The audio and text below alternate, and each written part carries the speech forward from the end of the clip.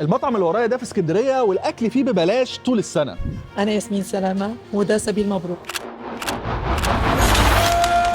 بعد 14 سنة شغل في شركات كبيرة قررت أسيب كل دوت وابتدي رحلة الإطعام. فكره سبيل مبروكه ان اي حد يقدر يروح المكان ياكل مجانا ويحس انه قاعد في مطعم. بقالي 25 سنه شغال في المهنه دي، اول مره اشتغل في مكان بيقدم اكل مجاني. بعد ما سبت شغلي فتحت مطعم صغير الأول سميته مبروكة، بجزء من أرباحه بنعمل إطعام. مبروكه هو مطعم صغير بيعمل اكل بيتي تقدر تيجي تاكل فيه وانت بتحاسب تقدر تشتري وجبه تعزم بيها حد تاني. مفهومي للرزق اختلف بعد مبروكة، بحس إن أنا بساعد نفسي أكتر من إن أنا بساعد الناس. ياسمين دلوقتي عندها مطعمين في نفس الشارع، مطعم مبروكه اللي بدأت فيه وسبيل مبروكه اللي بتقدم فيه نفس اكل المطعم مجانا كل جمعه طول السنه. ربنا يبارك لك يا ست الكل. سبيل مبروكه فيه 55 كرسي على دورين وشغال طول شهر رمضان ما عدا يوم السبت. بحلم أي شخص مش قادر يوفر قوت يومه ما يفكرش كتير ويجي على سبيل مبروكة.